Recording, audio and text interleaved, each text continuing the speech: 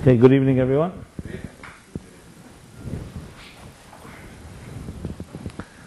All the snowbirds. Yeah. I say it because there's some people watching this online as well. As far as New Zealand, which is now midsummer, so we have snow here in New York yet again. For some, they see it as a curse. Some see it as a blessing. The mystics say that the snow comes from a very, very high, deep spiritual level. I actually once wrote I actually gave a class on it in '96 when there was a big, big blizzard. Any of you old enough to remember 1996? Huh? Yeah? Okay. You're afraid? Okay. Good. So we were in a different location, but I remember discussing it and then writing it up. So if any of you are interested, on our website, meaningfullife.com, I have a whole thing on the spiritual significance of these white angelic snowflakes that float down from heaven and cover our life. In white until the grime and the dirt of earth pollutes it all. Yeah. So, so thank you for braving it. You could have easily watched it, as I said, in the comfort of your cozy. We don't have a bubble bath lady here this week, okay? But maybe she's. That's where she is. Yeah. In a warm bathtub or under a blanket. But so here we are. So welcome to everybody here in New York and all over the world. Magic of technology. You can sit in one place and broadcast. So the subject is the Kabbalah of your body. Everybody here has a body? Let's make sure. And some people have out-of-body experiences. Some people's bodies are numb. So the Kabbalah of your body. Now, why did I choose this topic for this week? It happens to be because it coincides with a very fascinating and extraordinary interpretation from a great mystic, whose name was the Baal Shem Tov, whose 250th yahrzeit we celebrate, honor this year. And he interprets a verse in this week's chapter in the Torah. The chapter is called Mishpatim. It is the book of Exodus, the second book of the Torah. What parsha, what chapter that is? Shmais ve'er boy b'shal chisam Mishpat. The sixth chapter in the second book of Exodus. Yes, I can count till 10 at least. My fingers. It's a chapter that talks mostly Mishpatim in Hebrew means laws. This chapter is really mostly a series of laws, as opposed to many other the chapters before and after that are more narrative. The narrative of last week's chapter, the story at Sinai. Before that, the story of at the parting of the sea, Exodus from Egypt. This chapter, Ve'elam Mishpatim, these are the laws that Moses presented to the Jews following Sinai. He goes into a whole bunch of specific laws. Actually, this is the basis of most of legal law that even affects our Constitution today. Laws of litigation, laws of damages, excuse me, responsibility to each other, crime, monetary law, and many other tort law and so on are all part of this chapter. This chapter is the basis of some of the most comprehensive Talmudic tractates like Baba Metzia, Baba Kama, Baba Metzia, Baba Basra. And so it's a chapter that has many different laws that deal with our human interaction with each other. So there's one law in the verse. It is, for those of you that want the exact chapter and verse, chapter 23, verse 5, where he says like this. He's talking about the laws of responsibility to each other. When you see something happening, injustice or a crime or anything like that, how one should behave. So the verse goes like this: Kisir chamer sanecha, when you will see the donkey of your enemy, Revitz tachas masai, overburdened by a heavy load. No, a donkey that's overburdened, but it's the donkey of your enemy, not of your friend. The chadalta ma'azev lei, you may consider refraining from helping. or from doing anything that will assist this animal, because the animal is your enemy. You have no interest in helping your enemy and his property. So the Torah says the mitzvah is Aziv Tazav Imay, that you should not ignore or refrain yourself from helping, but you have to do whatever you can to lighten the burden of this donkey. There's a mitzvah in the Torah. So on a very ostensible surface level, it's a beautiful mitzvah in a sense. The compassion we have to have when we see someone suffering, even an animal suffering. We're not even talking about your enemy itself. You're talking about his property, his animal. So you see a donkey overburdened with heavy loads. You have an obligation, even if it's your enemy, to assist. Obviously, you can learn from this, derive from this, that if it's your friend, for sure. But the real chiddush here, so to speak, the real contribution of this law is that even if it's your enemy.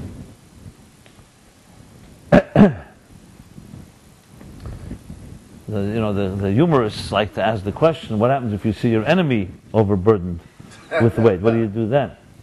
Maybe his donkey he could help, but what about him? So there's actually discussion about that, but that's not for the scope of this class. We're talking about the donkey over here. So, why is the donkey responsible just because he's your enemy? Why should the donkey suffer? Which of course is consistent with the laws of what we call Tsar Balachayim, the laws of not hurting or causing harm or pain, or standing by and allowing an animal to be in pain. It's an actual law in the Torah. This is not something that's new only in the 20th and 21st century of people who are sensitive to animals. This goes back all the way to biblical law of Tsar Balachayim, including also a similar law, not directly related to this, but Bal Tashchis, not to do something that is destructive, which is very much connected to environment, destroying the environment or anything in nature and so on. I'm mentioning it only to dispel the stereotype of what the Torah and the Bible has to say about some of the so-called progressive thinkers, that these go back all the way to biblical principles about how we treat not just humans with compassion, but even nature around us and animals, and even not only animals, but also mineral and trees and vegetation. So the Baal Shem Tov's interpretation of this verse, which, as I said, is quite interesting, takes it to another level. But I want to give an introduction before I get there, and then we'll discuss it in more specific context. So a few introductions. Introduction number one is what I always begin with in this class, the relevance. The operative word, relevance. What is the Torah's relevance to our lives? This is the most compelling challenge we have for ourselves and for our children and families. Why is the story and all these laws relevant to us? So it's true, this particular law you can say is relevant in the context of directing us the laws of compassion, of how we treat each other, how we even treat our enemies and their property and so on. But there's a deeper question. There are many, many laws and many, many details in the Torah that don't seem to have any relevance to us today. And even these laws, this is not necessarily psychological and personal relevance. This is relevant for someone who's dealing with this issue. This is not necessarily relevant if you're not dealing with it. What message does it have to us right now when we don't have, let's say, an enemy, or even if we have an enemy, it doesn't have a donkey, or it doesn't have another animal, or that animal's not overburdened. So, on a deeper level, the Torah is meant to be a blueprint for life. And sadly, the reason that so many of us, and I say so many of Jewish people, and for that matter you could also say the larger world, does not respond and does not is not affiliated and pursues these ideas in the Torah, is because most people see it as irrelevant to their lives. Some people actually have a negative attitude because religion has become a force in history that people see as being a imposing force, a dogmatic one, a judgmental one of authoritative and totalitarian power.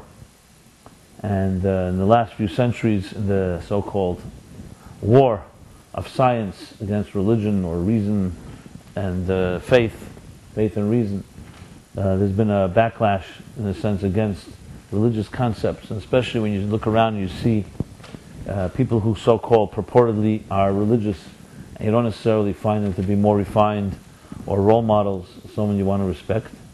So all that feeds into a deep resentment and a deep anger to religion, which exists especially in Western society.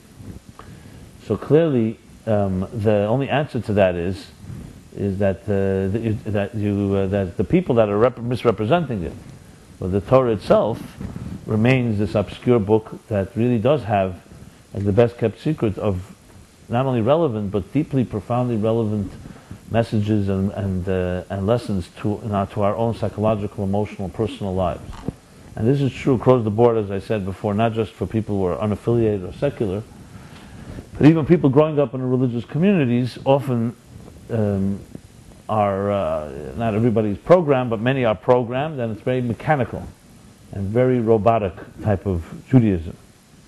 So the challenge, which I try to take on somewhat in this class, is how do you open up and demonstrate the relevance of all these stories. As we said here in this particular verse, the Baal Shem Tov himself, the founder of the Hasidic movement, and a great mystic, lived, as I said, passed away 250 years ago, can teach us the profound relevance of this verse, and you'll see how it's relevant not just regarding the law of how to treat an animal of your enemy and the compassion that should elicit, etc., but also in a very profound psychological and philosophical manner. You see how this verse comes alive with this interpretation. Which leads me to introduction number 2, to pose and go back to the original theme, the Kabbalah of the body. So here's the dilemma. If you look into a brief overview, philosophical overview, through different schools of thought, different disciplines, especially spiritual disciplines, the body has always been an issue that any thinking person had to contend with. For some, and as I said, I'm just summing it up, there are many, many schools of thought. For some, the body, especially the more mystical and spiritual thinkers, the body was always at best a nuisance and at worst an enemy. Because the body means, in this sense, represents physical needs, the narcissism and the selfishness of a body and its desires, that to a spiritual person is seen as antithetical to transcendental and sublime pursuits. Very simple level, the body demands things of us. It's hungry, it's thirsty, it has sexual needs, it has emotional needs, it has all kinds of very, sometimes coarse needs and very selfish needs. And how are those needs satisfied? By going out and getting what you need and want, and it's often at the expense of other people.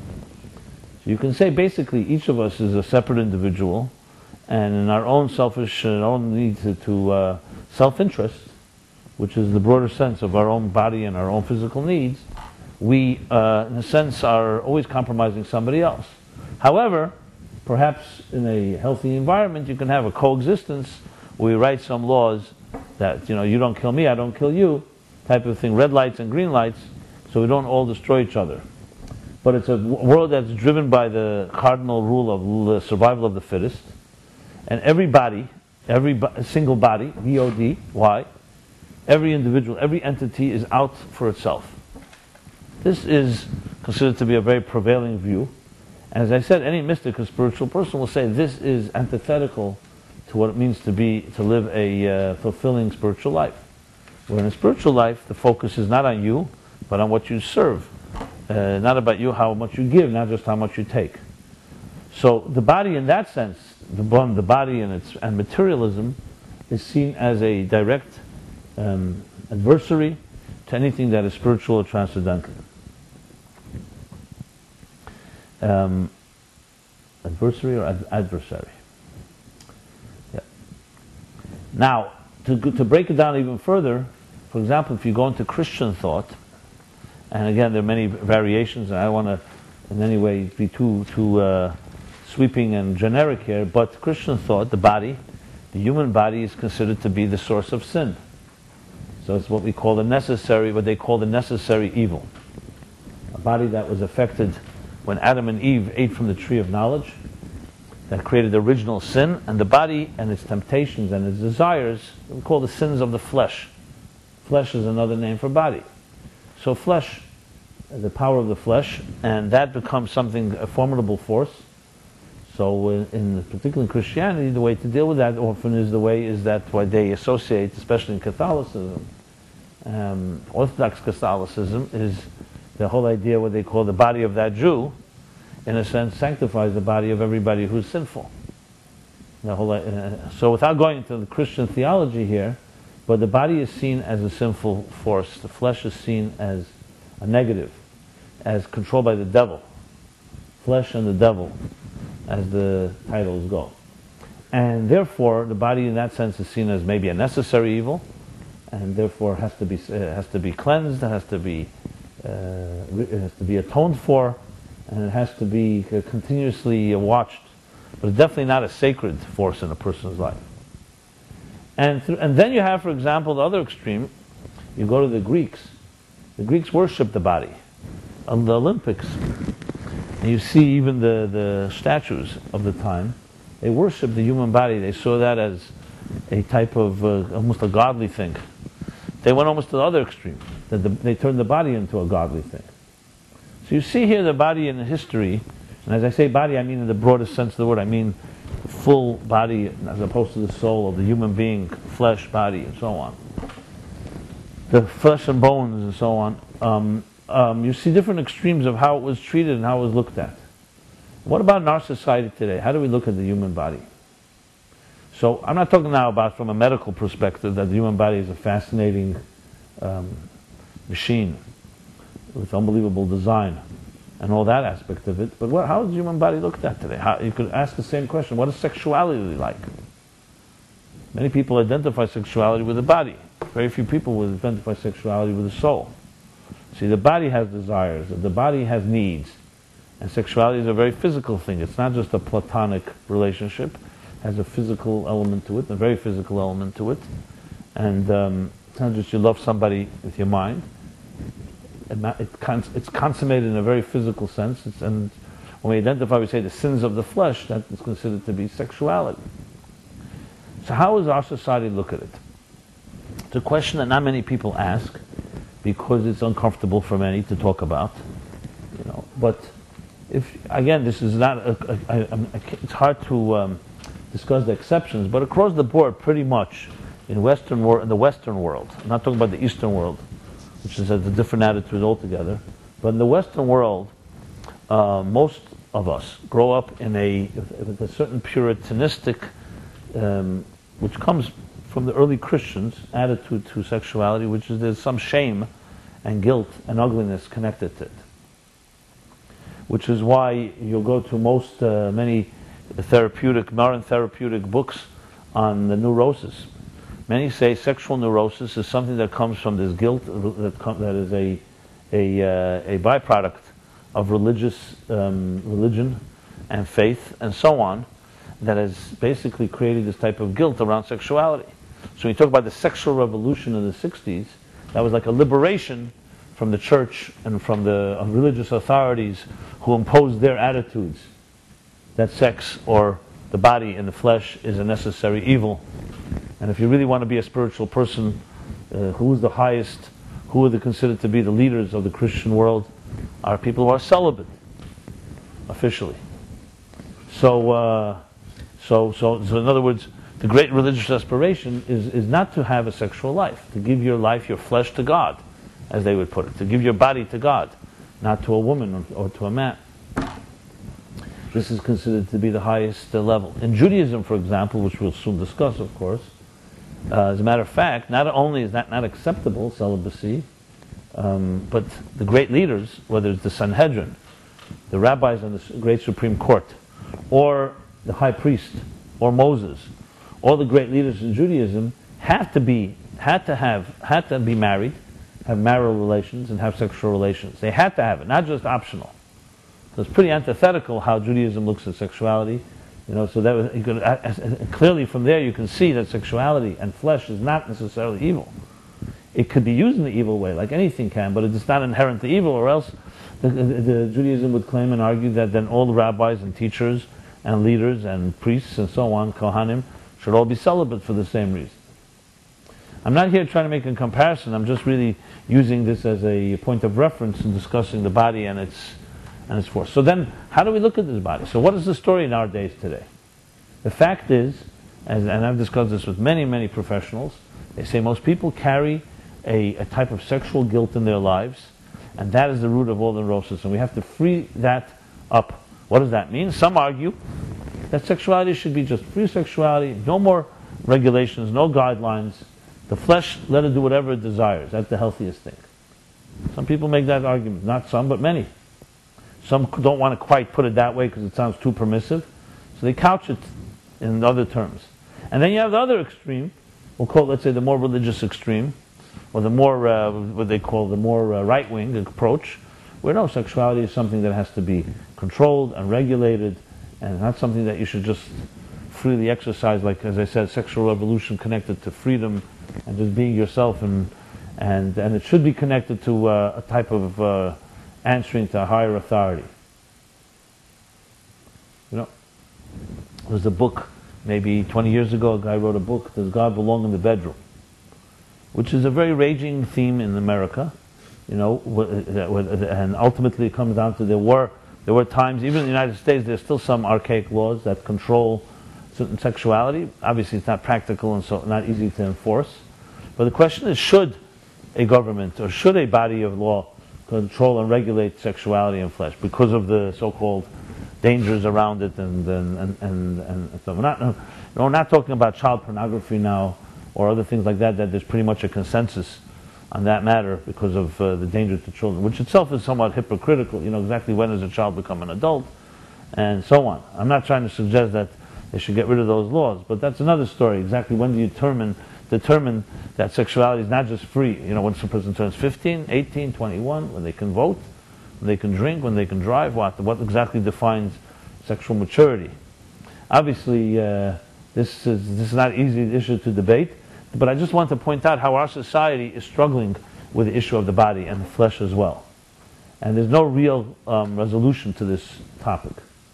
But to go back to the fundamental question is this: is the body an enemy of the soul?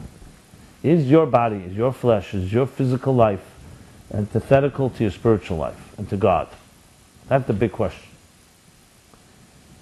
Now, if you really think of it from in a very basic level, you'd ask the question like this: who created the body in the first place? If the body was conceived in sin, as some theologians claim, it's one thing. But it's God that created the body. The same God that created the soul created the body. Who created this physical universe? I'm not talking about what we do with it. Obviously, you can take your body, you can take the physical world and do a lot of damage with it. But the body itself and the physical universe itself, to argue that it's evil and an enemy to the soul would basically say that God created an evil world. So the theologians that argue say, no, God didn't create an evil world. Human beings brought evil and by effect contaminated the body. And now the body is an evil thing, even though in essence it's not. Whatever that means. So you see, this issue is not so simple. Now, to be fair, in Judaism itself, there are different theories on this matter as well. For example, on a more subtle level, there's a disagreement between the Ramban, Nachmanides, and before him, the Rambam, Maimonides. The disagreement goes like this. These are two great Torah scholars. The disagreement is, what will be the ultimate reward for human beings' virtue and good deeds on this earth? So there's the expression of that a person who lives a virtuous life will receive reward in the world to come. What does this world to come look like, and what does it exactly mean? So there are two opinions. From the Rambam, Maimonides' perspective is that ultimately the world to come means a spiritual world. That after living through our lives in this material stage of our lives, and living a good life, a virtuous life, a charitable life, a life of good deeds, you will be rewarded with eternal life in the spiritual world to come. And as Maimonides puts it, the world to come doesn't mean to come that'll be in the future. It means it's a cause and effect. By your good deeds today, you create that space for yourself. It's like when a person does good, they create goodness And that is the world to come. So when the soul departs from the body, at the end of a person's life, that soul continues on in a journey on the spiritual planes. And though in Judaism there is the concept of resurrection, Tchias HaMesim, soul returns to the body, we say it every day in the Amidah and the Shemoneh Esrei. According to the Maimonides, that's not the final destination. The final destination is a soul without a body. Why? Because a body is inferior to the soul. A body has needs to eat, to sleep, a body, health, and stuff like that. And a body ultimately is a distraction. Even the healthiest body is a distraction, and in some way its mortality and its corporeal nature compromises the soul from celebrating and the delights of the divine. Nachmanides disagrees and claims no, that even though yes there is a concept of Gan Eden, but a soul goes after death to a spiritual plane, but the ultimate reward will be the soul within a body, and that will be the final destination. And the reasoning for that is because since the soul and the body together perform these mitzvahs and good deeds in this world, how could you just reward only one half and not the other? So just like they did it together, they have to be rewarded together. Actually, a statement in the Talmud, an interesting one, that when the soul comes up to heaven and stands before the tribunal, before the great court, the Bezdin Shalmaila, and they say, and they bring the prosecuting angel brings all the accusations as this, you did this, you did that. So the soul said, it wasn't me, it was the body. You know. So they call the body, or whatever, the representative of the body and the body says, it wasn't me, it was the soul. And I'm just an inanimate body. And each one claims that it wasn't me, it was the other one. So the Talmud gives an example of it, of two people who wandered into an apple orchard and stole apples. One of them was lame, could not walk, was a cripple. The other one was blind, could not see. So when they asked them who stole the apples, the blind one said, it couldn't be me, I can't see. The one that was crippled said, it couldn't be me because I can't walk.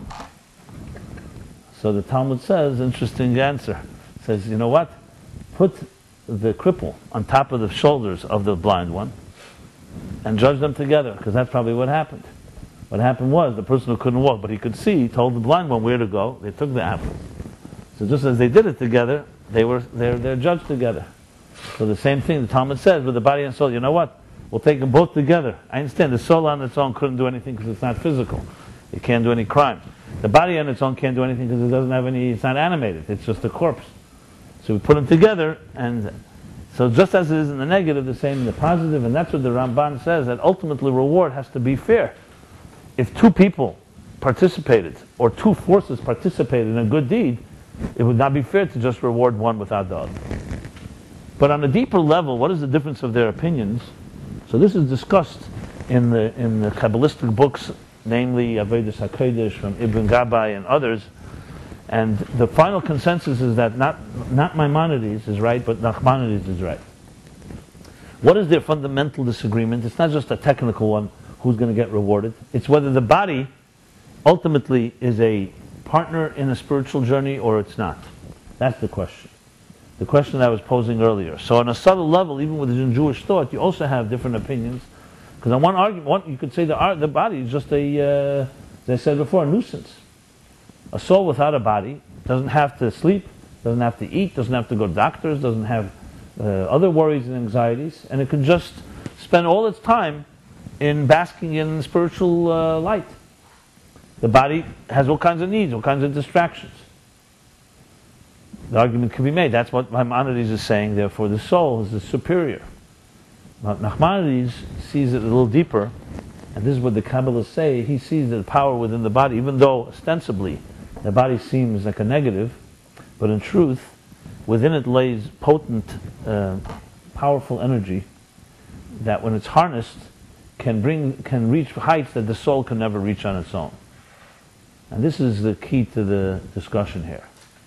And now let's go to the Baal Shem Tov's interpretation of this verse and explain it. So here's how he interprets it.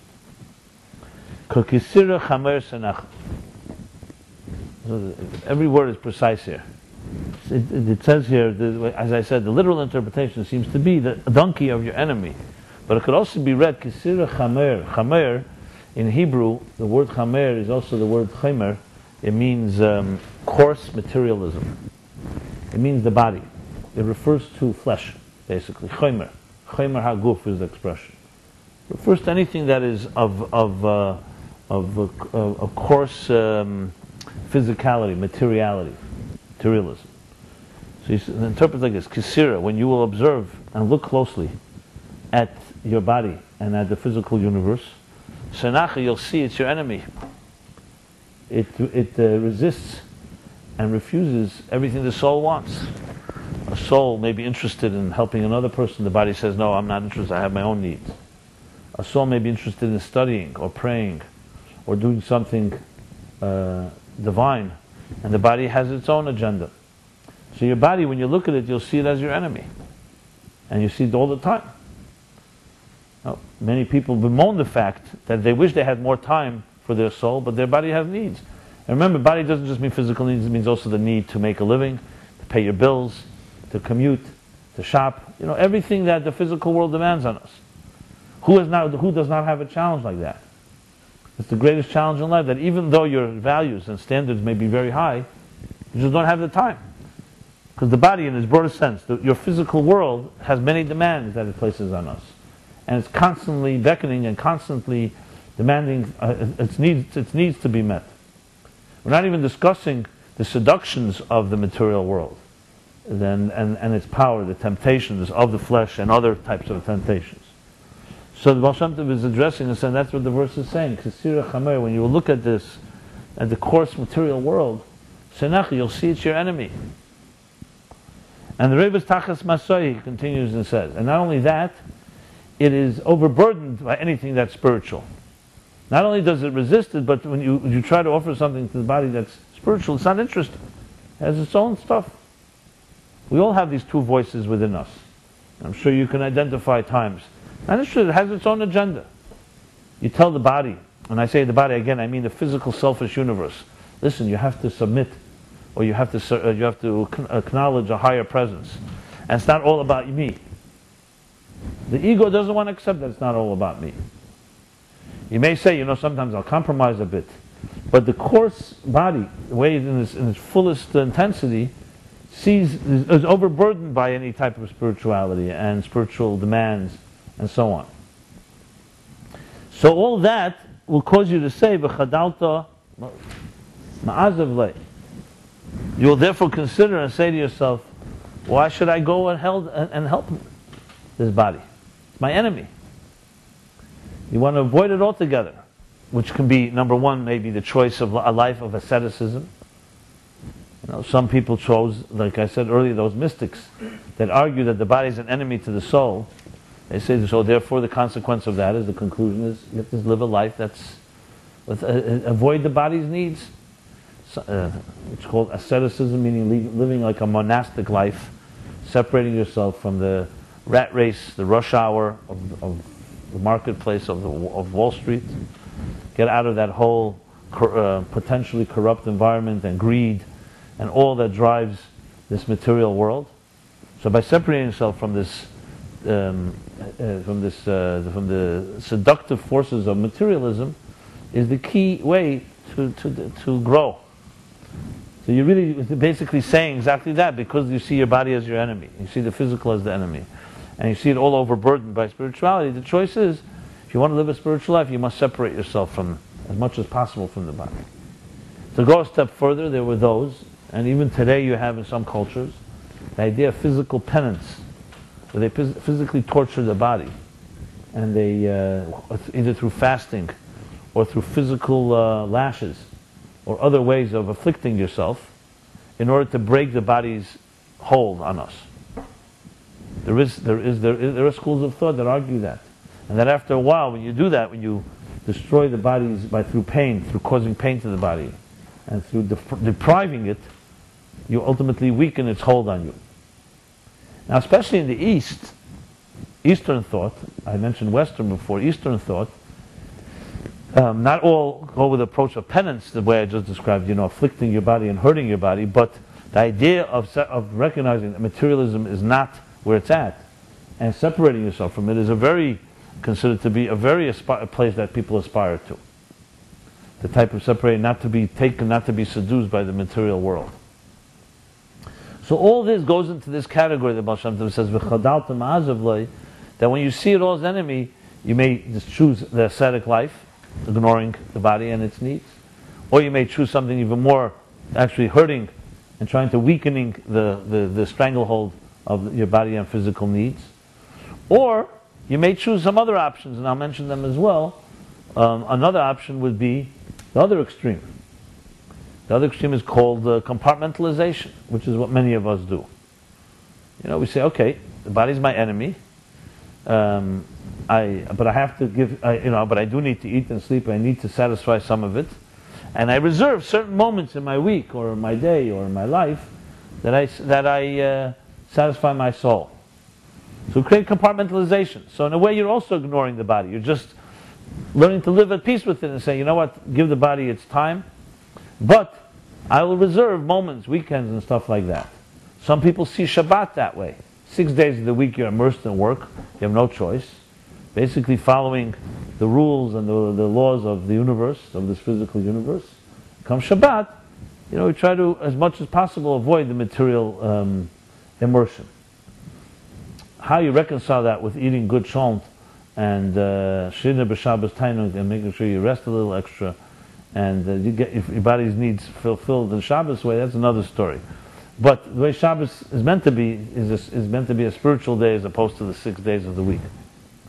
So you see here, just in one verse, all the different philosophies and attitudes to this thing called the body, called the enemy. Now, before we go to the end, the counterintuitive conclusion, which is all this is an argument, which makes a lot of sense, because no one is saying that the body is not the enemy. Even the Baal Shem Tov's interpretation is that you will see it as your enemy, and it clearly is. You see it all the time. It's one thing if you can separate yourself from the material world, but to live within it and maintain spiritual integrity is extremely difficult. Because it's not just a neutral world, it's a world that is assaulting our standards of morality and virtue and spirituality all the time. There's constant demands on us to compromise. And who has not compromised? Think of your life, how you were when you were a little younger in your idealism. And then realities of life, so to speak, quote-unquote realities, compel you at some point, you give up, or it happens so slowly you don't even notice, but at some point you realize you're not where you were. We've all lost our innocence to some extent. So young children, as they're born, they have that energy, that exuberance, that sense of that purity, like freshly fallen snow. But as we grow older and life hardens us, and we see how sometimes the wicked prosper and the good suffer, and we see that in our work, that if you're not going to be aggressive, and you're not going to hurt someone else, they're going to hurt you, we begin to justify our compromises. We start saying, okay, listen, when you're among the sharks, you have to live like a shark, etc., etc. So there's all kinds of ways that we so-called throw in the towel and how to deal with this body part. Now, of course, this also includes, as I go back to the issues of the flesh and sexuality, most people absolutely see sexuality and the power of the flesh as being direct contradiction to God and the soul. And it's taught to us that way. Even in the yeshiva system, it's taught that way. And nobody really addresses it in a very direct fashion. But it's interesting, as we shall soon discuss more at length, the same Ramban that I mentioned, Nachmanides, that disagrees with Maimonides and says that the ultimate reward will be the soul and the body because the body is sacred, also has a letter that he wrote called the Gerson Bond. In many traditional marriages, the grooms read this letter before they get married, where he begins the letter, and clearly he's addressing something which was a prevalent view and attitude, maybe the Christian attitude. He says the body and sexuality are not an ugly thing, and not something to be ashamed of, and not a dover muguna, as he puts it. But it's sacred. It's part of the sacred body, the Guf Kodesh, the holy sacred body that God created. And therefore sexuality is a sacred thing, not an ugly thing. not a necessary evil because you have no choice, the only way to have children or the only way to satisfy yourself. That it's a sacred thing and a divine thing. Same Ramban says that, the same Nachmanides. So, the same issue, but when we look around, practically, many people will say, the temptations of the flesh, temptations of sexuality are antithetical to God. Because if you let them loose, they'll be very selfish, they have no regulation, there will be no loyalty, no commitment, etc., etc. If you let a person just behave without any type of guidelines for their sexuality, you can't trust them, basically is the attitude. Well, all this is now going to be overthrown by the end of the sentence, and this is what the Baal Shem Tov says. So it's all the intuition that you have and all the arguments that you'd make, that you've seen the body and all it represents as being your enemy, and it's overburdened by the responsibilities that the Torah and God puts upon us. Therefore, you will have the inclination to avoid the body or to resist helping it. Says no. The mitzvah is oziv taziv imay. You shall oziv taziv. Not just once it says it twice. You shall do everything possible in your power to assist this enemy of yours, this body, the material world.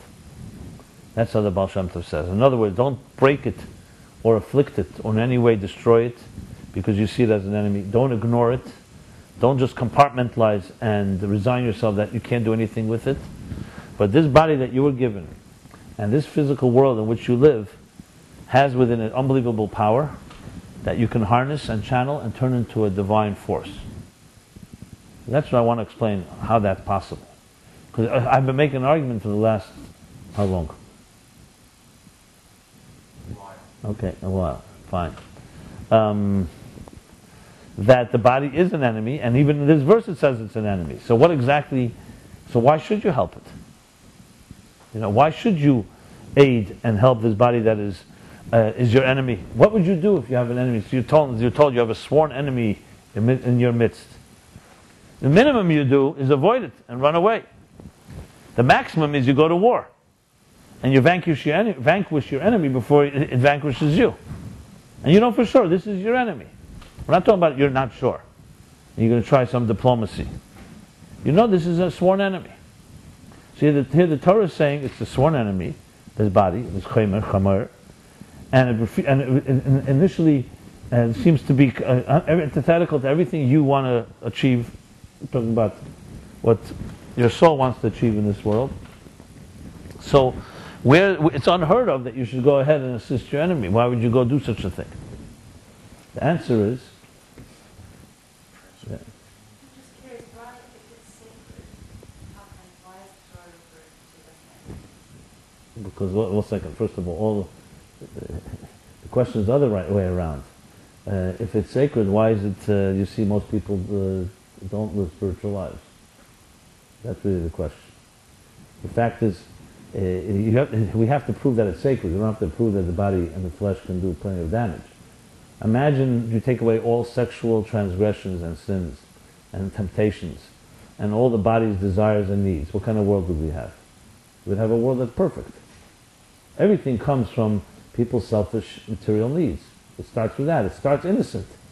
And I have a need. But that need then becomes a need that you have a little, and I say I want what you have. And then you say, you. Yeah.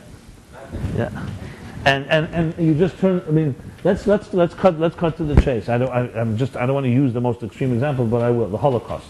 Where did it begin from? Okay, you could say Hitler was anti-Semitic, but the fact is he fed into the Aryan or the German view of Lebensraum, that we're the superior race, and we need room, and felt that they should own the world. And in their mind, they felt justified. It all began with me, and I'm superior to others. All crime begins with a sense of self and self-interest. So initially, as I said, it's innocent, just me. But then comes envy, and then comes power, and enough is never enough, and you want more, and greed, and it just starts growing until it becomes a monster. Now, it takes on many, many shapes and forms. I mentioned sexuality as one. How many crimes have taken place in life because of the envy, the jealousy, and the passions and obsessions of the flesh? How it destroys people's lives. I'm not saying there isn't beauty, I'm going to discuss the other end, but I'm just trying to point out to you that we need to make a case that the body is sacred, because all the philosophies that I mentioned have a very good case to make. The body has been a source of problems from the beginning of time. And again, when I say body, I don't just mean the physical body, I mean the whole material universe and its distractions. So a soul unfettered by the body seems to be in the perfect place.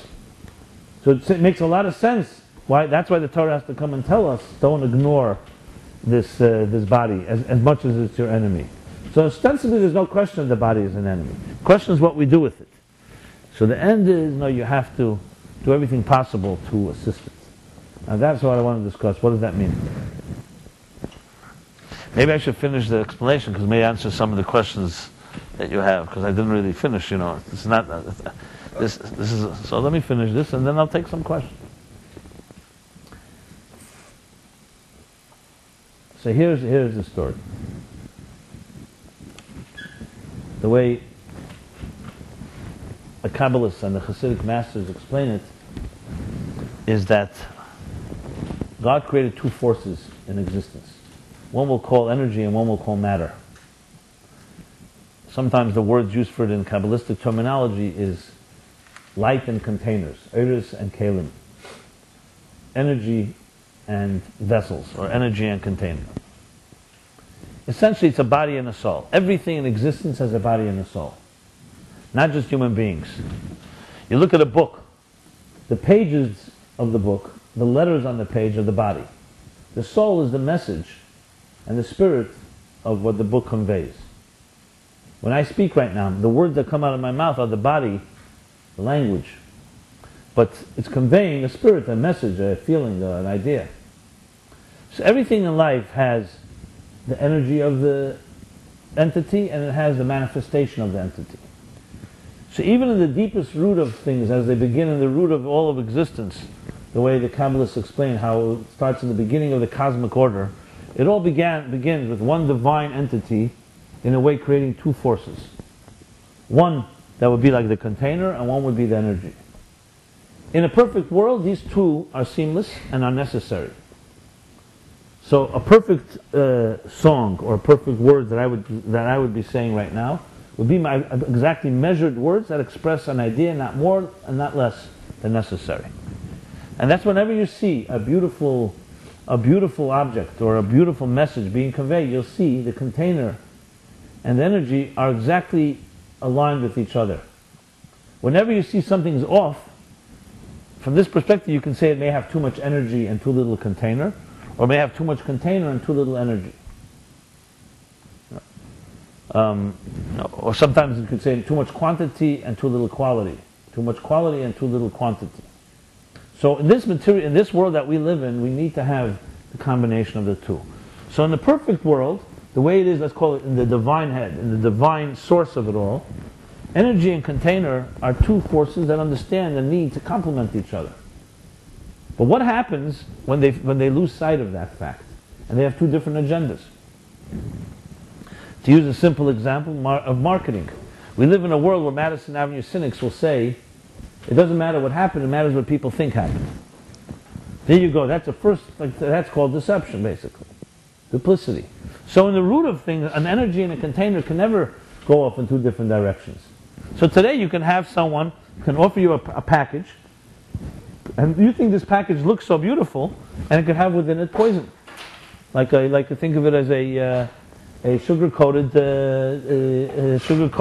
poison. So if you're a wise person, you study it and you don't just eat whatever is given to you. So we can live in a world where what we call, it's not teiche kibare.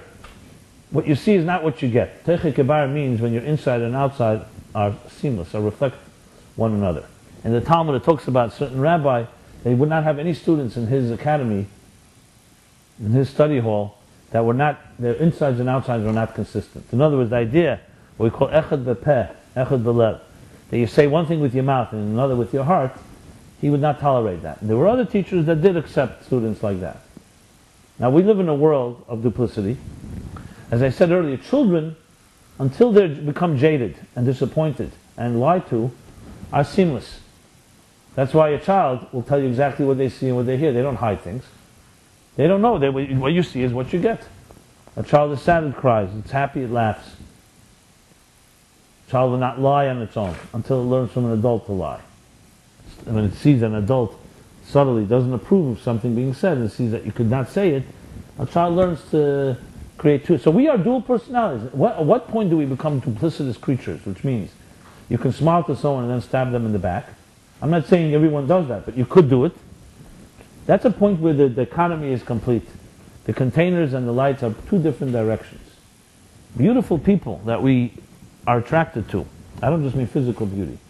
People who have that type of kindness are people, what you see is what you get. You see the gentleness, the sensitivity they have on the outside reflects on what they are on the inside. It's a rare commodity. All of us are capable of it, but we live in a world where we learn to cope by being not exactly always honest. This dishonesty is just a manifestation of the discord or the dissonance and misalignment between body and soul. Okay? So both of them are divine forces, and they're meant to work hand in hand, like a hand inside of a glove. But what happens if the glove suddenly becomes dominant and overshadows the hand, or vice versa? Then you have a problem. So in this universe, our objective is how do you, and I'll use an example, how do you communicate an energy, and it should be commensurate with the containers. For example, when you teach, a good teacher, a brilliant teacher, will have ideas that are so brilliant, if he doesn't know how to package them in containers, in words that a student can hear, that student will be overwhelmed by the energy. And then there are teachers the other way around. They conceal too much. That all you hear are words and it's like shallow ideas. So the perfect balance of a great teacher, of a great communicator, is someone who finds the perfect way of taking the right amount of energy, putting it in the right container, spoon feeding it properly. And then expanding the mind of the student, and then you can feed more ideas. The same thing is with love. Many of us want to love, are capable of loving, and really want to give love to someone. But you can also overwhelm another person with love if you're not measuring it according to the containers. Not everybody can contain the love you want to give. Rain is a perfect example given for this. Rain is called chesed. You know, rain comes from heaven, it waters the fields, allows things to grow. But sometimes you call the rain, gvura is kshamim, gvura, which is the antithesis to chesed, to kindness. Why? Because like the Talmud tells the story that there was once a famine in Israel, and he prayed, Nachamish Gamzu, Nachini Hamago prayed for a great sake, prayed for rain. The rain came down in buckets and was flooding the field. So he made a second prayer, Reiv Teva Eini Achil in the Kabbalah, we cannot accept so much good. And he prayed that the rain should come down in raindrops. That's the beauty of rain. Not just that it's raining, but it comes down in measured quantities, so it can be absorbed by the earth before the next raindrop comes down. If it comes down flooding, it will destroy the same field that would be able to contain the same amount of rain had it come down a little slower and more paced. So this is a lesson in all of life, that when things are not working in your relationship with someone else, or something you want to achieve, often it's because there's too much light or there's too much container. They're not balanced properly. The key is to find the perfect balance. So to bring it back now to this discussion here, so the body from this perspective is a divine creature. The Torah says these words: God created Adam and Eve, man and woman, in a divine image. This is not just the soul is in divine image, also the body. It says he took earth from the ground and imbued within it, instilled in it, a breath of life. Vayipach ba'apov nishmas chayim. So we are two forces in our lives. We're a piece of earth. Your body is made of earth, meaning a physical body. Within it is imbued a soul of breath, divine breath. So breath is the energy. The earth is the container, is the vessel, the keli. That's how human beings are created. We have a soul within a body. Sometimes a person can be so inspired spiritually, and it could be very damaging. You have the story, for example, of Nadav and Avihu, the two sons of Aaron, who rushed into the temple with so much ecstasy and intensity, they literally got burned out, and they died. Not because they were weak, because they were too strong and they didn't have the containers to contain it. This is like when someone has a deep spiritual ecstasy, a spiritual high, and they don't have ways to contain it. Then, of course, there's the other extreme, where a person is so trapped in the coarse materialism of their lives, there's barely any energy. It's like a black hole that you can't find any light there. That's obviously more common than the first one. But they're both problems, and they're both a challenge. So the body per se is a divine force, created in the divine image. As a matter of fact, it says in many holy books that even the physical body, the fact that we have 2 eyes, a nose, a mouth, is all shaped like the 4 letters of the Yud Kei Vav Kei. And the same thing with the entire body is structured like the 10 spheres. So the fact is, the human physical body, which by the way is a microcosm of the Mishkan, was also created like the body. The Mishkan has 3 sections. The head is the Holy of Holies, where the Aron, the mind, was, the Torah. The Kodesh was like the torso, where it has a right, left, and a heart. So the 3 vessels. You have the menorah, you have the table, and you have the Mizbeach, the altar. And then there's the extremity, the outer part is like the legs of the body. And there are books that talk about this. The Ramah has a book called Torah Sa'ela, where he describes how the Mishkan, the temple, was built like the structure of the human body. So clearly the human body is created by its architect in the image of the architect, not just the soul. So it's a sacred body. It's called a Guf Kodesh. This is why, God forbid, when a person dies, it's not so simple. A Kohen can't stand there, because the body has a lot of holiness in it. And when the soul is out of it, the body has lost something, in a sense, a certain holiness. So there's sanctity to life, there's sanctity to your human body. Just to cite an example in Jewish law, there's a law that you're not allowed to mutilate yourself. You're not allowed to hurt yourself. You're not allowed to go ahead and, for example, mutilate any part of your body. So the question is asked, why? It's one thing, you're not allowed to hurt someone else, but it's your body. You're not hurting anyone but yourself. Why can't you mutilate your body? So the Radbaz, this is the laws in the halacha, in Jewish law, right? Because the body is nechosov shel Kadosh Baruch Hu. The body is property of God. You didn't create your own body. God gave it to you as a gift to watch over during your lifetime. You don't have a right over it. Imagine someone giving you a gift, and you say, you know what, I'll give you back the gift, but you decide to cut off something of the gift or mutilate it. It's just simply not the ethical thing to do. The body is not ours. It's divine property, and therefore it's sacred. And not only can't you hurt others, you can't hurt yourself either. So in that sense, if you think about it, very similar to this verse. So even if your body is your enemy, ostensibly, you're not allowed to hurt it. But here we go much deeper, not just not allowed to hurt it, you can elevate it. So it's very clear that the body and all of the physical universe is the container which God created for us to reveal within it the light and the energy of life. When you take an apple and you eat it for constructive purposes, you make a blessing, then you've taken a physical part of the world and you've elevated. If you take that same apple and the energy you use to hurt somebody else, you've destroyed part of the universe and yourself. Is the apple good or bad? It's neutral. Or you could say it's actually sacred. It's God's apple. Depends how you use it. So the same thing with the body. The fact that people may use their own physical world or physical body in bad ways, their flesh and so on, doesn't mean the flesh is bad. It means you've used it for bad things. There's a Mishnah in the Talmud that says like this. Why did God create Adam and Eve the last? It says the 6th day of creation, after He created everything else. He created light, heaven and earth, light, the higher waters, the lower waters, vegetation, animals, the luminaries, the moon, the sun, the moon, and the stars. Why did He create the human being last? So there's 2 answers given in the Mishnah, which seem to contradict each other. Sanhedrin. One answer is because the human being is like the great guest of honor.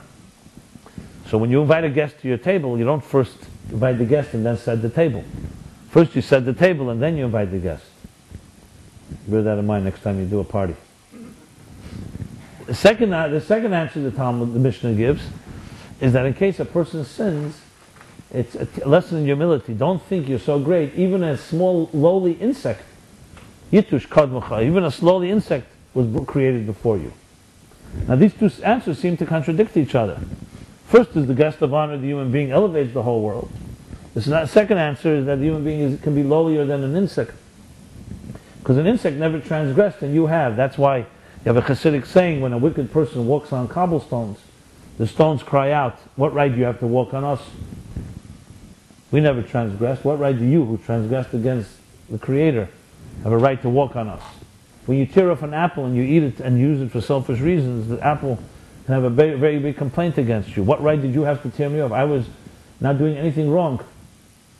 When you use the apple for something constructive, the apple thanks you for being a partner, allowing it to be a partner in the virtue of your life. So it all comes down to, the answer is really, depends what you do. If you behave like the guest of honor and you elevate the world thanks you. If the physical world. If, on the other hand, you use it for selfish purposes, then you have brought the physical world down to a lower level, lower than an insect which has never transgressed. So to go back now to this verse and the idea, the human body and the physical universe is a container for spiritual energy. That's what it was meant for. But here comes one deeper point. The Kabbalists say that the root of the containers is deeper than the root of the light. There's a power in the physical universe that even the soul does not have, which is why a soul agrees to come down to this earth. Now, on a very basic level, think of it like this. Whenever there's resistance, there's always more power. Think of like water rushing to a dam. So the water has a certain intensity, but you build up a dam that resists and stops the water, and then when it breaks through the dam, the water is far, far more powerful. The resistance of the physical world and its initial ostensible resistance to anything spiritual and soulful on its own, because it's selfish and driven by self-interest, is like the dam. It is meant to elicit more power of the soul to overcome this resistance. So that's the first point. That the body has in it a lot of power. It has the power to give the soul an impetus and ignite the soul to overcome the challenge that the physical world poses. The concealment that the container poses that doesn't allow the light to shine through. So the light can become more stronger in that process. And then there's a second point, and this is a little deeper point, that says that to conceal light takes more strength than to reveal light. Think of it this way. For a person who's wise, where do they have to exert more energy? To speak or to be silent? Let's say you're sitting in a room, right, and you see people are saying things that are wrong, but you know they're wrong. So it's easy for you to speak. To restrain yourself, restraint takes a lot more energy because you have to stop yourself from saying something. So in a way, light is an easy so-called reflection and expression of the divine. But when God has to conceal himself in a container, that takes a certain depth and a certain strength in the divine that is deeper than light. So the physical world has in it, in its concealment, has more power in a way than the revelation of the soul. And this requires maybe a longer explanation of the idea that God desired to have a home in the material world. Because the material world has a certain power that all the revelation of the divine does not have. So not only is your body, initially the body may seem like an enemy, but not only is it not an enemy, if you know how to harness it, it becomes a great asset. Firstly, as I said, point number one, that it can elicit from you much more strength to overcome its resistance. And number two, that the body itself reveals a dimension of the divine that the soul can never reach on its own. That power to conceal. And that's our mission. So in a strange way, when you really think about it, this verse, it goes like this. Initially you see the body as a formidable enemy. It has so much power. Power of the flesh, the power of temptation, the power of materialism, of selfishness, narcissism. But in fact, the body really is a very weak creature. Its power lies in our ignorance, in us thinking we're weak. The truth is the soul is far more powerful. And that's what the verse is saying. Don't be afraid or intimidated by this body. It was given to you for a reason. Every challenge you have was given to you for you to overcome it. Which is a very empowering statement. That means you can overcome it. So it says don't avoid or refrain from helping this body that's overburdened. Have rahmanas on it. Have compassion. So when you see this chamer, you see the coarse materialism and all its power. and how it resists spirituality, and how it resists a type of living a life of service, selflessness. And it seems overburdened by anything that's spiritual.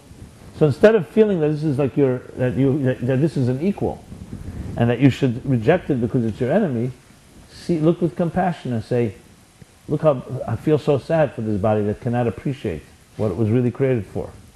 And it can become so distracted. Instead of seeing it as a force that can control you, see it as someone was given to your care to take care of.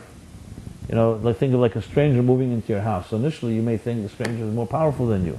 But at the end you really see the stranger as a weak creature that is overwhelmed by anything that's true and given to you, to your responsibility, to your care, to take care of this body and teach it, harness it, and help it realize that it does not have to be overburdened and does not have to be resist spirituality. This is called training. You train the physical to become aligned with the spiritual. So initially, selfish interests seem like an enemy, and they are an enemy. You know, let's look at it this way. Like I said before, a person is hungry. You don't think too much, you indulge and you eat. You think you own everything, so you eat whatever comes your way. And then you continue the selfish journey and say, okay, now I have energy, and with that energy you go ahead and you do something unethical, or you do something, you hurt somebody. That's where you're not thinking and you're not allowing yourself to really engage and understand the purpose of life's challenges. But take the same person that says, okay, you know what?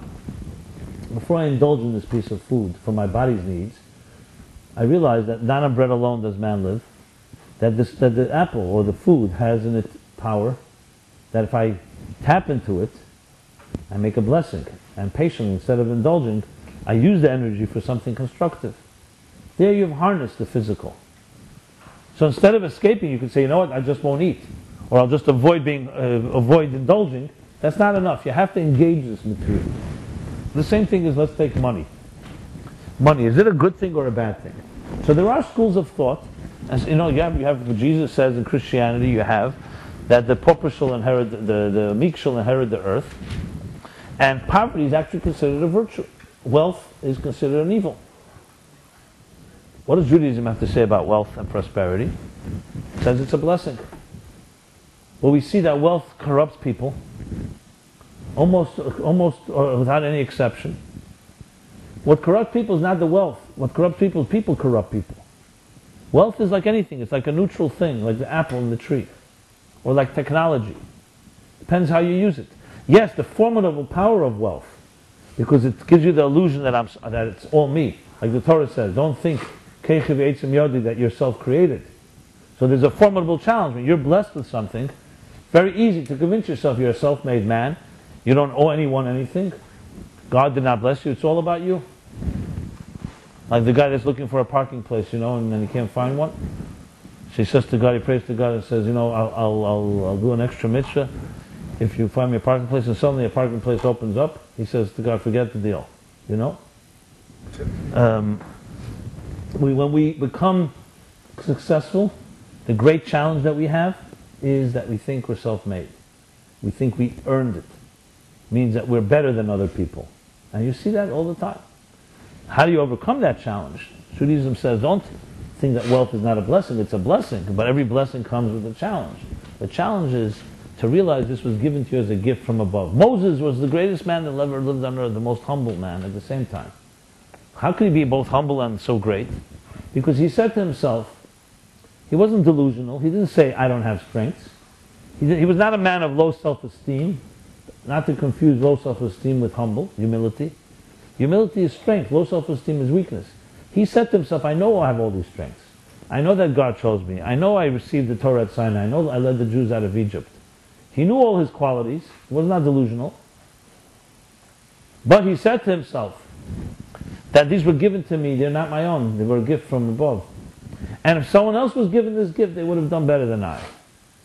Now that takes a lot of strength to do, and to sincerely feel that way. Because when you have it, you always say to yourself, you know what, maybe because I deserve it a little more than everybody else. I'm a little better. And then it becomes a lot better. And then you see how people bow to you because of your money or your wealth or prosperity. And it just confirms how special you are. And it gets to your head, basically. And it stays there. So it's not an easy challenge, but never to be confused that the wealth itself is the curse. Wealth is just the power of materialism, the power of the container that has overwhelmed energy, and you've allowed yourself to be deluded by its power. Charity, tzedakah, balances the equation and says, no, it's not yours. You were blessed, so in order to help others. It's the thing you don't want to do, because the person who has wants to have more. Greed breeds greed. Someone who loves money will never be satisfied by it. Anything you become addicted to can never satisfy you. You need more and more to satisfy, and that's never enough. The same thing with sexuality, going back to the flesh and the body. That too, is that evil? No. It's a sacred force of a divine body.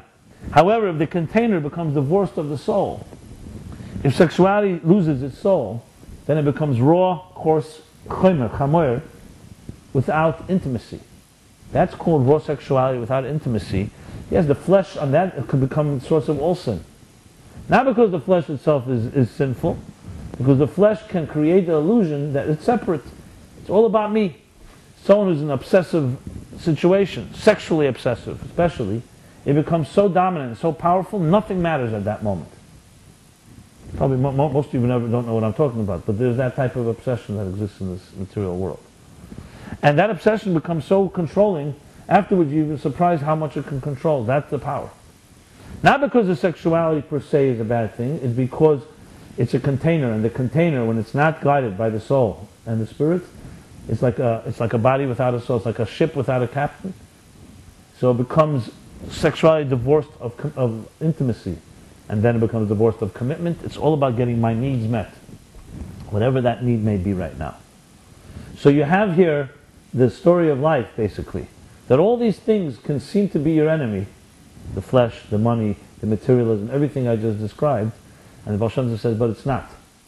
And I'm sorry, it is your enemy, but it doesn't have to be your enemy. You have to help it.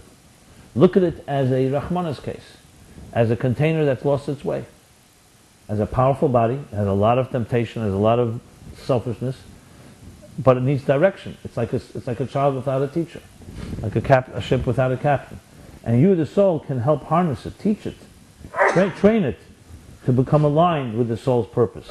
And when you do so, it elicits in the soul much more intensity, as I mentioned, like with the dam and the water. And secondly, it reveals another dimension of the divine, that only the essence of the divine can be expressed through the selfishness of the material. That's what it says in Hasidic writings. So, in effect, this one verse here covers the whole story of how we look at the physical world, the body, how initially we would think of it as being an enemy, and how in turn we have to actually help this enemy. So it's counterintuitive, absolutely. You think, why would I help an enemy? But remember, you don't help your enemy if you think you're weaker than the enemy, if you're more powerful. And the enemy was given to you as, that's the purpose. God wanted to give you an enemy. Not for it to be the enemy, but for you to elicit in you the strength to overcome it and bring out deeper power, deeper divine energy. Then it's a whole different attitude. And that's what the Baal Shem Tov teaches us. That you're given a body, you're given a physical part of this world. It can appear as an enemy and often acts that way. You have a mission and you have the power to help it and train it, not to be overburdened and not to be afraid of the spiritual part of your life. This is one verse. And it carries, as I said, many, many layers of meaning. And on a practical level, obviously, this can be applied in many different ways. We all engage with the material world all the time. And we often are worn out by it and would prefer just to escape. Or prefer asceticism, or prefer some type of insulation. So good, at times we do have to have insulation. But ultimately the goal is to engage the world around us, to engage your body, and not to shun it, not to refrain from helping it, not from ignoring it, but elevating it. And that is, in each person's life, there's different ways we do so. And that's ultimate beauty in Judaism, the fusion of body and soul as one unit, back to the Ur and Keli, a light and an energy in a container, completely aligned with each other, serving a higher purpose. Or to use the word in terms of physics, the total fusion of matter and energy, where you cannot distinguish between the two. They become completely seamless, matter and energy.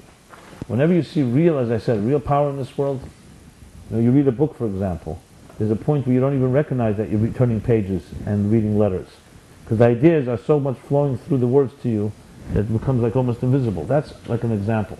And there are many examples of this where we're in an experience where the container and the energy become so one, you can't even tell the difference. The same thing, let's say a person in love. You hug someone, you kiss someone you love. You're not like necessarily conscious, I'm doing this hug, this kiss. It becomes all-inclusive. It's like the love is just expressed in a physical way without it being broken down in such a clinical fashion.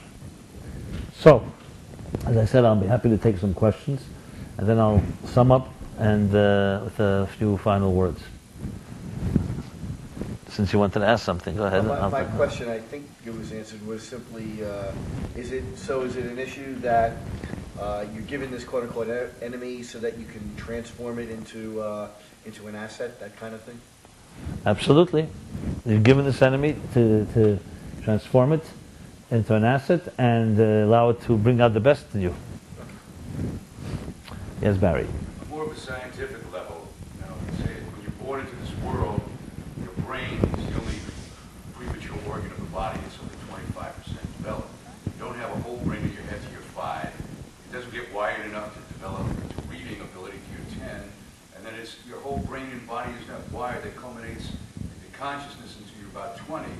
So while your the brain is developing in the body, how do you explain that 20-year process? Is that the soul's action in the body over 20 years? I've always been confused about that. I wrote an article a few years ago that consciousness is actually, even though we consider, like, when someone says, are you conscious of what's going on? Are you aware of what's going on? Most of us see that as a virtue. Whereas if a person is unconscious or not aware, that sounds like a negative. I think it's critical to remember that consciousness is a double-edged sword. When you're conscious of something, you're immediately saying that the something and you are two separate entities, like a subject and an object. When someone's in the zone, in the moment, there's no subject and object. It becomes one. Like when we say, do fish get wet, or does water get wet? Water is wetness. The fact is, it's true that as we grow into mature adults, consciousness becomes a very powerful force, but consciousness also is somewhat of concealed reality. Young children, though their minds are not developed, as you put it, but they are more in the moment than any adult will ever be, and in many ways more closer to the truth than us adults. How do you explain adults who are more conscious, more wise, more experienced, more developed? How could they be less truthful? Because you also develop consciousness of yourself, your sense of self. A child doesn't have a sense of self. A child melts into the environment around it. So in a way, a child is closer to the truth. The light and the containers are all one. Precisely because the mind is not getting in the way yet as being a mind that processes and understands. Now, as adults, the key is to use your mind and not let your mind develop into an ego. Where the mind can understand that things like a child cannot describe what I just said right now. But you want a mind not to create a detachment. Most of us see the mind, especially the world of academia, sees the mind as a superior entity in our lives that allows us to be detached from everything. Aloofness is considered a virtue. If you really think about it from a Torah point of view, aloofness and detachment is actually considered to be a vice. It means you're not connected to what's going on. Now, obviously, we all need an element of objectivity and detachment to analyze something. But ultimately, real love, real relationships, you want to be in the moment completely. You don't want to be separate from it. The mind has the power to create this type of separation. And children don't have that yet developed, so therefore they have the light and the container all fused as one. You understand what I'm saying? Like everyday survival. A child could not survive in this world by itself. Yeah, because the world is a hostile world.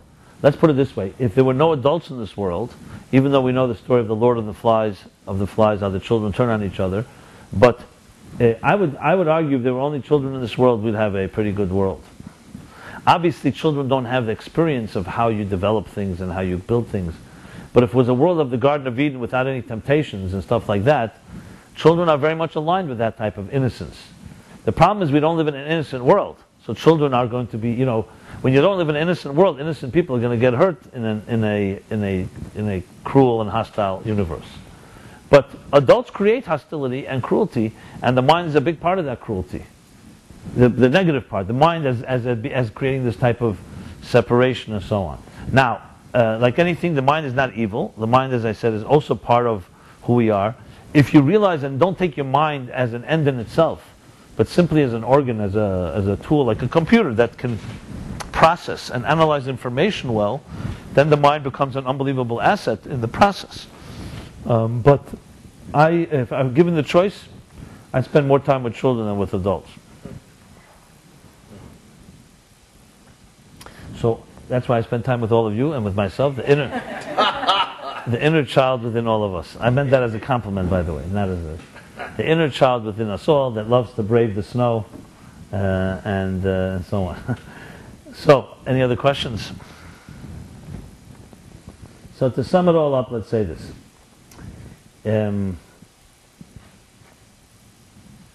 What can we say? I love you all. That's how I would sum it up. We are in a world that's a complicated world. But the interesting thing, like with all complexity, is that beneath it all lies a little child that's not so complex. We create a lot of complexity to cope, to deal with all our challenges. It's like, they still talk about it, nobody really gets it, but like the final scenes in 2001, that very cryptic, mysterious film that captured the imagination of everybody. So everybody knows about Hal, the computer that goes mad, and so on. But the end of the story is, what is the end of the story? A child. And you'll see at the end, that all, through all the complexity of the universe, it all comes down to the conception of a new child. A new beginning, a new birth. And if you look in many of some of the best literature we have, songs, you always come back to that moment of innocence. Some claim that Citizen Kane is the best film ever made. We're not going to get into a vote on that matter. But what it comes down to, this whole ego of Cain, of William Cain, it comes down to that mysterious word he uses, rosebud. What's rosebud? The innocence of his childhood, reflected in a sled, a snow sled, that when he was ripped away from his mother and was given away to another world, to a mature world. We all, is a moment in life where we lose our innocence. And the thing that touches people most is when you regain, it's like they call, like lost in paradise, back to paradise, trying to find that Garden of Eden. All of us in some way are looking for the innocence that we lost. It may not always be conscious that way, but we're looking for that purity. And when it touches you, you know. And it could be a song, and it could be love, and it could be other truths. The whole real point here at the end of the day in this story and general Torah is reconnecting. The body definitely represents the challenges of life and the physical, but ultimately within it all, there's a seamlessness. And we ourselves get so confuse ourselves. We get so entangled in our own entanglements. Tangled up in blues, as they say. And that we lose sight. So we're reminded by the Baal Shem Tov and by verses like this in the Torah that there's a big world out there. There was an enemy placed there intentionally, not to overwhelm us or to intimidate us or to frighten us, but for us to realize that we have the power to harness it. And when you look at life that way, you're not a victim. You are ultimately a divine creature, both your body and soul. And you have the wisdom and the intelligence to transform even the liabilities, even the enemy, into not just a major asset, but a force that together can reach heights unprecedented. So the challenge is, how do you translate that into daily, day-to-day, tomorrow morning, tonight? It comes down to small things. It comes down, we're all involved in this material, physical world. It's finding ways. There's a 613-step program we Jews have. It's called the Torah. Mitzvahs. Every mitzvah deals with another part of physical reality. There are mitzvahs that deal with our eating, with our sleeping. Before you go to sleep, a certain prayer that's said. When you wake up, moda'ani. There are mitzvahs that connect to our relationships with each other. There are mitzvahs that connect to our sexuality. There are mitzvahs that connect to our business, how we deal with money. There are mitzvahs how we deal with power. So every part of this material world is an enemy, but with a mitzvah, which means connection, you can connect the container that it shouldn't oppose the energy, but it should become an ally, a container that helps channel that energy in this world. And if you think of your life that way, life takes on a whole different type of perspective. Instead of becoming so overwhelmed by all the challenges and responsibilities and demands on your life, it's like going back to the beginning, point of departure, and asking yourself, what am I doing here? And why am I involved in this thing? And how can I harness that for a higher purpose? The challenge will be that the material world is very powerful. As much as this makes sense, its hold on us is so strong that when you get caught up in it, you get blinded to everything else. A person does not do an avera, a sin, unless they have a moment of insanity. So we all have those moments of insanity, unfortunately, most of the day, basically. But we can't plead insanity, because this is not clinical insanity. This is insanity that you have a power over. Moments of insanity, we're blinded. You don't see the consequences of your actions. If you knew that you said a harsh word to somebody, it's like putting your hand in fire. Would anyone put their hand in fire? You don't see the fire. You minimize it, or you don't think that it's a problem. If we knew the consequences of our actions, we'd think differently. So it's a matter of being aware and constantly waking ourselves up to the reality that this world is a world of containers that conceals the energy within. And that containers that conceal energy is insanity. It's an aberration. It's not healthy. And we get distracted. Think of a peel and a fruit. A peel, a klippa. It's called a klippa. Why is it called klippa? In Kabbalah, they call evil klippa. Because evil is not per se a force. It's the absence of good. What's the shell of a fruit? Let's take an orange. Orange peel. If you didn't know there was an orange inside and you just thought there's a peel, that can become a problem. But if you knew it's a peel, a container that's just containing and protecting the fruit inside, then it's perfectly fine. Imagine living your whole life thinking that you're living on the peel of an orange and not only there's a fruit right beneath the surface. What kind of fruit inside of you right now, as I discussed last week, the 7 fruit within each of us? We live on the container level. We worship externals, superficials, the body. And it takes effort to look and say, maybe there's something inside here. You're in a difficult situation, to look within, maybe there's an opportunity here. You meet somebody, you're distracted by their looks or you're distracted by the external. It's always becoming aware that there's energy within it all. And that's what the Baal Shem Tov is saying. So you see the external, it can be your enemy. But if you look a little deeper, and you observe and you study, you realize that this can be it's only a peel. It's only a shell that has some power within it, and you can harness it, and then the peel becomes part of the fruit itself. So may you all have a very good week of fruits and peels, and just know that the peel is just a peel to the fruit, not the other way around. The other way around is when people throw out the fruit and they eat the peel. Think of it that way. And we should all enjoy the snow as long as it's pure and innocent. May it remind you of your innocence. I always dream that this should be just like some type of 80-inch snowfall that just buries all the dirt for a few days. It's an all equalizer. I know some people's job may be compromised, but it has a certain... That happened about 7,000 years ago or so. Biblical proportions. Yeah. But regardless, tomorrow night Philip's class will not take place. As I want to mention again, this class will honor of Philip's brother. What is the Hebrew name? Philip just stood up from Shiva. Our friend Philip teaches here Thursday night. Remember the name? Ben Naphtali. Yossi, yeah. But he will continue next week, he says, and I will also continue Wednesday night next week. And meanwhile, please stay in touch in every possible way. If you haven't left your email address, please leave it for us. And I bid everyone a very good week. Everyone here and everyone online. And we are accessible. Please feel free to contact us if we can be of any help to you, myself, our team and staff. And thank you very much. Everyone have a good night. Thank you. Thank you.